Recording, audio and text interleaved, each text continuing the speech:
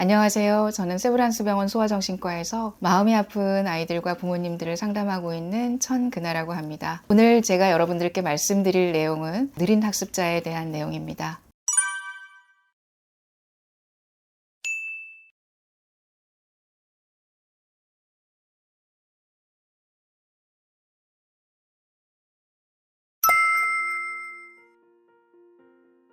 언어 발달 문제가 없다거나 다른 사회성 문제가 없는 느린 학습자, 경계선 지능 아이들은요, 학교 입학해서야 눈치채는 경우가 굉장히 많습니다. 그것도 민감한 어머님들만 알아챌 수 있어요.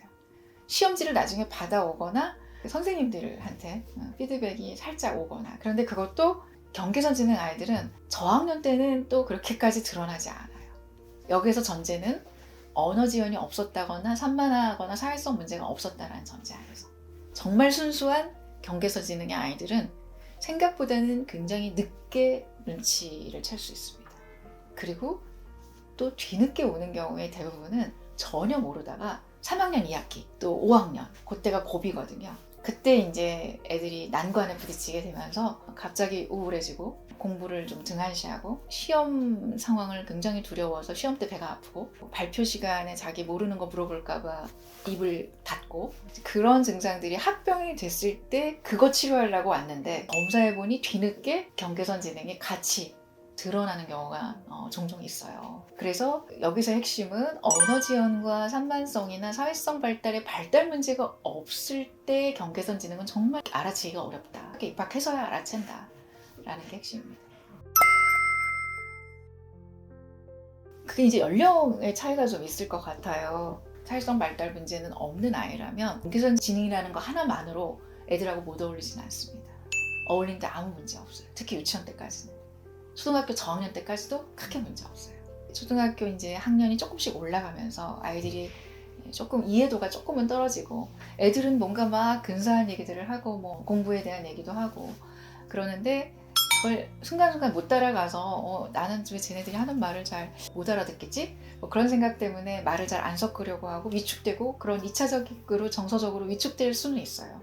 그런 문제로 인해서 못 어울리는 건지, 아니면 애들하고의 어떤 사회적인 기술을 발휘하는 능력이나 관계에 대한 어떤 욕구 자체가 떨어져서 못 어울리는 사회성 발달의 질적인 저하하고 관련되는 못 어울림인지에 따라서 경계선 지능에 합병된 무엇인가가 정서적 위축이냐 아니면 사회성 발달 자체의 문제냐가 갈리는 거겠죠.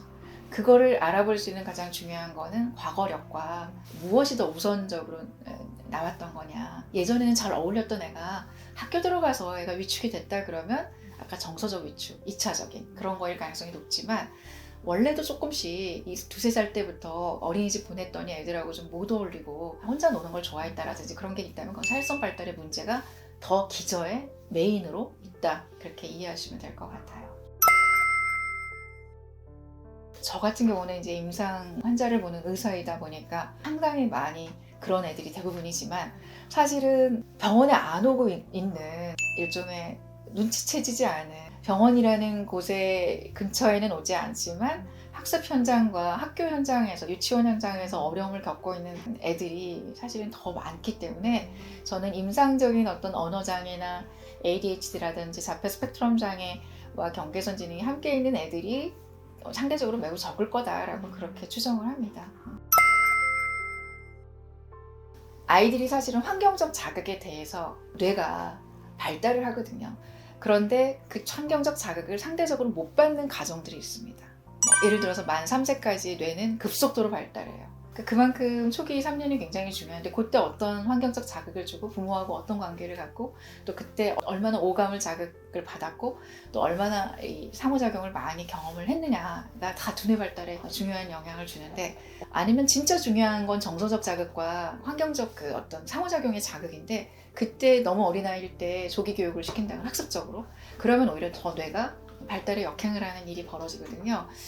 그래서 어쨌든 아주 초기 뇌발달 상에서 꼭 받아야 될 기본 자극을 못 받은 아이들이 2차적으로 인지 능력이 떨어지는 경우도 있습니다. 그런데 타고난 인지 자체는 문제가 없기 때문에 애매하게 인지 능력이 떨어져서 경계선 지능처럼 나오는 경우가 꽤 있어요.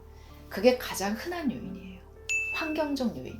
그리고 두 번째는 언어가 지연돼서 언어 때문에 지능검사에 언어 영역이 반영되는 부분이 꽤 많은데 그로 인해서 인지검사 프로파일이 좀 낮게 나올 수밖에 없는, 그런데 아주 낮은 건 아니야.